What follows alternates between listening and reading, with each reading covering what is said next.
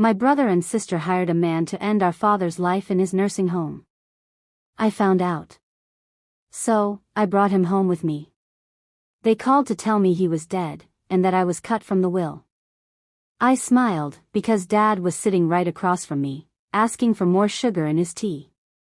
But before we continue, please subscribe to this channel and let me know where you're listening from in the comments. My name is Tegan. I am 30 years old, and my father is Robert Shaw. A series of strokes left him needing full-time care at Pine Grove Manor, but his mind is sharp as a tack behind his slow speech. My siblings, Mark and Vanessa, visit him once a year, on his birthday, for exactly 15 minutes. I visit every Tuesday and Thursday without fail. This past Tuesday, I noticed a new orderly. He was too polished, his shoes too clean for the job.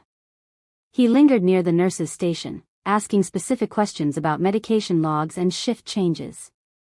His name tag read Jeremy, but his eyes read liar. A cold knot formed in my stomach.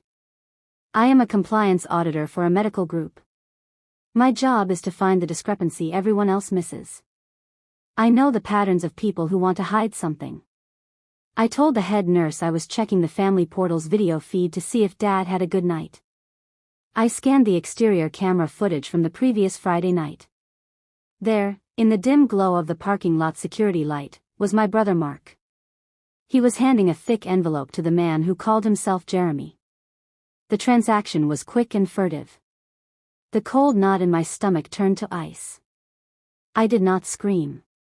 I did not call the police. Mark was a partner at a powerful law firm. Vanessa was married to a city councilman. A parking lot video was not proof. It was a story they would explain away. They would be tipped off, and the next attempt would be better hidden. My father would die for real. I had to move him, and I had to do it in a way that left no trace back to me. That night, I worked from my home office. I have access to templates for interfacility medical transfers. I created perfect, official-looking documents authorizing the immediate transfer of Robert Shaw to the Silver Springs Neurological Specialty Clinic for an urgent assessment. I forged the signature of a doctor who had retired 6 months prior. I printed the forms on the correct watermarked paper from my office supply. The next morning, I walked into Pine Grove with the confidence of someone who belongs. I went straight to the head nurse, my face a mask of professional concern. There's been a development in my father's scans, I said, handing her the transfer order. Silver Springs needs him for a consult this afternoon. It's time sensitive. My brother is aware. I invoked Mark's name like a magic spell. She nodded, trusting the paperwork and the family connection. Within 2 hours, I had my father dressed, packed, and wheeled out to my car. He was confused but trusted me completely. Change of scenery, Dad, I said, buckling him into the passenger seat. We're going to my place for a bit. He patted my hand and said, good. I drove him to my modest, secure townhouse. I had already prepared the guest room. I installed a camera at the front door and another covering the street. My father settled into the armchair by the window, his favorite blanket over his knees. He was safe. I knew the hired man, Jeremy, would report a success. He would not risk returning to a room where a crime was supposed to have happened. He would take the money, invent details of a peaceful, natural passing in the night, and vanish. My siblings would believe it because they wanted to believe it. They waited 2 days. They needed the death to seem natural, for the paperwork to be filed. Then, my phone rang. It was a conference call. Mark's voice was a practiced, somber baritone. Tegan. It's about Dad. He passed last night at Pine Grove. It was very peaceful. Vanessa's voice chimed in, a symphony of fake grief. It's such a shock. We're devastated. I made my voice sound small and broken. What? How? I just saw him. It was his heart, Tegan, Mark said, cutting me off. These things happen. We're handling the arrangements. There's something else. Dad's will was updated recently. He left the estate, the business interests, everything, to Vanessa and me. He felt you had distanced yourself. We'll send you a copy. Honestly, it's better if you don't come to the funeral. It would just be awkward for everyone. I looked across my living room. My father was watching the birds at the feeder, slowly stirring his tea. He looked up, met my eyes, and gave me a slow, knowing wink. I took a shaky breath, the perfect picture of a defeated daughter. I understand, I whispered into the phone. Thank you for telling me. I hung up. The performance was over. I walked over, kissed my father on the top of his head, and sat down. The game was now mine to play. They had declared my father dead. I would let them bury themselves with that lie. I placed my phone on the coffee table. The silence in my living room was warm and safe, a stark contrast to the cold fiction my siblings had just spun. My father, Robert, looked at me over the rim of his teacup. His eyes, still sharp, held a question. They think I'm gone, he said, his words measured but clear. They do, I confirmed, my voice steady now. And they think they've won. We need to let them believe it a little longer. The first move was to deepen my role. I called Mark back an hour later. I made my voice thick with a grief that was not for a death, but for their betrayal. Mark, I need to see him. I need to say goodbye. Please. Tell me when the funeral is. His sigh was a masterpiece of impatient condescension. Tegan, we've been through this. It's a small, private family service. Just me, Vanessa, and our spouses. Dad wanted it that way. You showing up would create a scene. Don't make this harder than it is. He was my father, too. I insisted, letting a crack form in my voice. And he made his wishes clear in the will, Vanessa snapped, joining the call. Respect them for once. We're trying to be kind here. We'll send you a video of the service. That's the best we can do. Don't cause trouble. I let a long, shaky silence hang on the line. Then, I whispered a defeated, fine. Send the video. I hung up before they could say another word. 2 days later, a link arrived in my email. The video was 3 minutes long. It showed a generic, empty grassy plot at a cemetery I didn't recognize. A closed, plain casket sat on mechanical straps over the hole. A man in a cheap suit, who was certainly not a real minister, mumbled a few generic words about a life well lived. Neither Mark nor Vanessa were in the shot. It was a prop, filmed to pacify me. It was perfect evidence of their fraud. While they thought I was grieving alone, I was working. I hired a man named Mr. Finch, a private investigator recommended by an old, trusted colleague. I met him at a neutral location, a quiet library study room. I laid out the facts, the forged transfer order, the parking lot video, the fake funeral, the new will. I did not tell him my father was alive. I told him my siblings had faked his death for inheritance purposes, which was technically true. I need you to find the cracks, I told Mr. Finch, a man with a calm demeanor and observant eyes.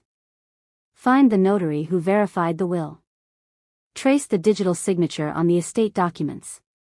Find out how they accessed his financial accounts to start moving assets. Follow them. Document everything. Mr. Finch took meticulous notes and asked no unnecessary questions. I'll find your cracks, he promised. Meanwhile, life with my father settled into a quiet routine. He was my secret guest. We played chess. We watched old movies. One evening, as we sat in the living room, he reached for a legal pad I kept on the side table. His hand, which sometimes trembled, was steady as he began to write in his elegant, old-fashioned script. They will have used Lawrence, he wrote. Lawrence was his former business partner, a notary public who had always been easily swayed by a large bottle of scotch. The real will is with Eleanor Gray. Lockbox. First National. Code is your birthday, month and day. My heart jumped.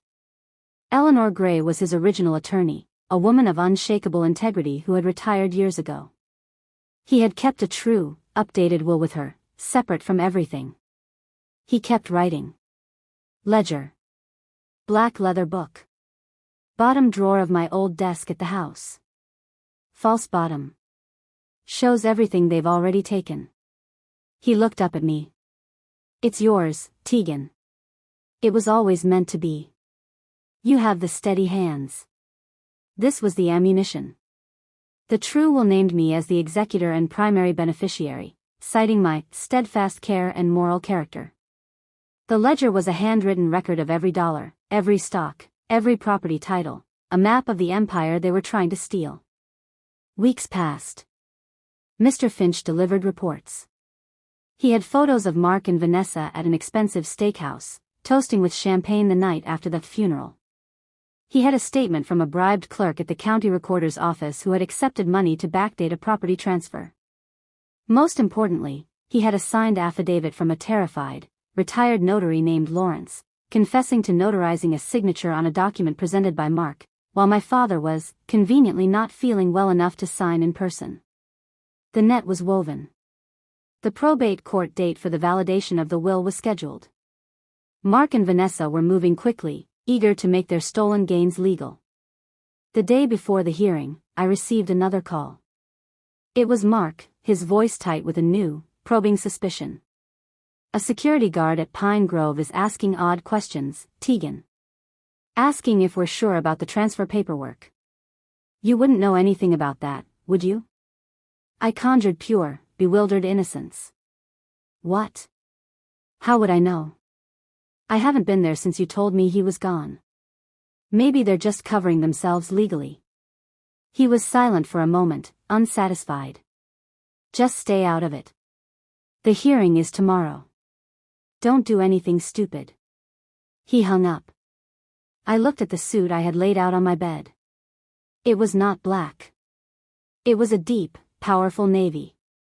I was not dressing for a funeral. I was dressing for a war. My father was safe in the next room. Mr. Finch had the evidence. Eleanor Gray had the true will. All the lies were about to meet the truth in a room where their power of attorney meant nothing. The performance was almost over. The reckoning was tomorrow. The probate court was a room of polished wood and hushed voices. Mark and Vanessa sat at the petitioner's table with their attorney, a man with a smug demeanor. They looked every part the grieving, responsible heirs. I sat alone in the back row of the public gallery, my navy suit feeling like armor. Mr. Finch was positioned near the door, a silent sentinel with a briefcase full of truth. The clerk called the case. In the matter of the estate of Robert Shaw. Mark's attorney stood. Thank you, Your Honor. We are here for the straightforward validation of the decedent's last will and testament, executed this past January. We have the notarized document and are prepared to proceed with probate. The judge, a weary-looking woman with sharp eyes, nodded. Very well. Submit the document for the record. As the attorney handed the paper to the clerk, I stood. My voice was clear and firm, cutting through the formal quiet. Your Honor, if it pleases the court, I must intervene. I am Tegan Shaw, daughter of Robert Shaw. This proceeding is based on a fraud. The will presented is a forgery, and the presumption of my father's death is premature. A wave of whispers swept the room. Mark shot to his feet, his face flushing crimson. Your Honor, this is outrageous. My sister is clearly unbalanced with grief. She has been hostile to the estate settlement from the beginning. Vanessa turned in her seat, glaring at me with pure venom. How dare you make a scene here? The judge raised a hand, silencing them. Her gaze settled on me. Ms. Shaw, these are extraordinary claims. This is a court of law, not a forum for familial disputes. What is your basis? My basis is evidence, Your Honor. I gestured to Mr. Finch, who approached and handed a thick dossier to the clerk, who then passed it to the judge. That file contains a sworn affidavit from the notary, Lawrence Pike, stating he notarized the signature on that will while my father was not present, following a bribe from my brother, Mark Shaw. It contains digital forensic analysis showing the signature on the will is a composite forgery. It contains documentation of unauthorized asset transfers initiated by my siblings in the last month. And finally, I said, pausing to let the weight build, it contains the true, last will and testament of Robert Shaw, dated more recently, held in escrow by his former attorney, Eleanor Gray, who is present today.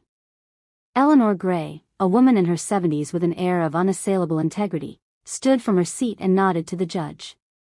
The color drained from my siblings' faces. The judge scanned the first page of the dossier, her expression growing stony. She looked at Mark's attorney. "Counselor, these are severe allegations with apparent documentation."